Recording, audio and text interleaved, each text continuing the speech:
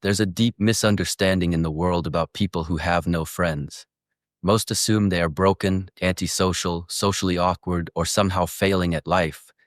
But psychology reveals something very different, something far more powerful and far more human.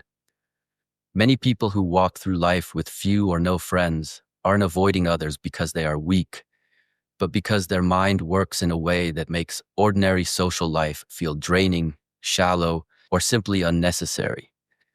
These individuals often have far higher standards for connection than the average person. They don't want surface-level relationships, forced conversations, or friendships built on entertainment instead of meaning. Their mind craves depth, honesty, and authenticity. So instead of surrounding themselves with people who drain their energy, they stay alone until something real appears. Psychology shows that people with deeper thinking patterns prefer one real soul over 100 empty connections. Their solitude isn't loneliness, it's quality control.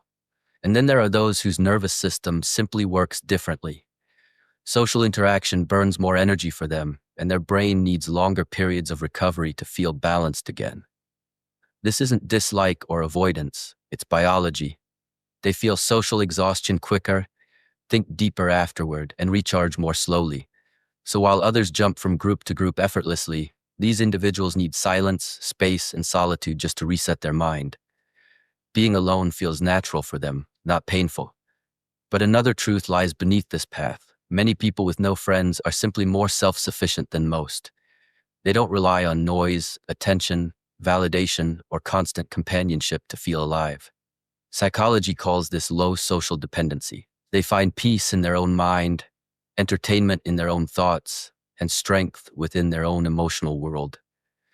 They don't chase friendships out of fear of being alone because they are not afraid of their own company. To them, solitude is clarity, not punishment. And yet many of these people carry another hidden piece, past experiences that shaped their trust threshold. Maybe they were betrayed. Maybe they were neglected. Maybe they surrounded themselves with the wrong people for too long.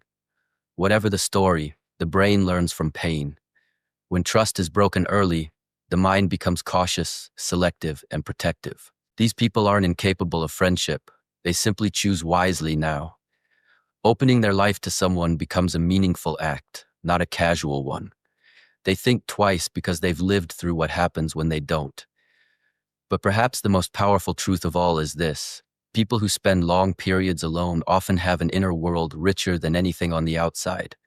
Their imagination is stronger, their intuition sharper, their clarity deeper.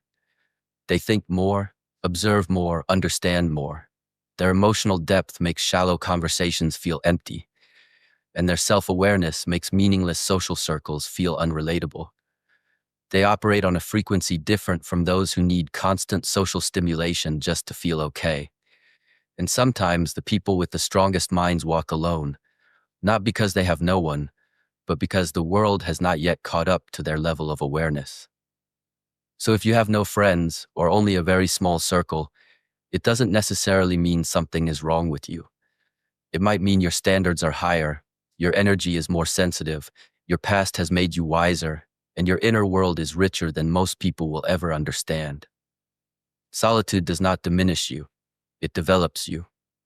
And one day, the right people will understand the depth that others never saw. If this helped you understand yourself more deeply, make sure you subscribe to the Known Sense, where we decode the psychology of human behavior every single day. Your mind deserves clarity, and here, we make sense of it.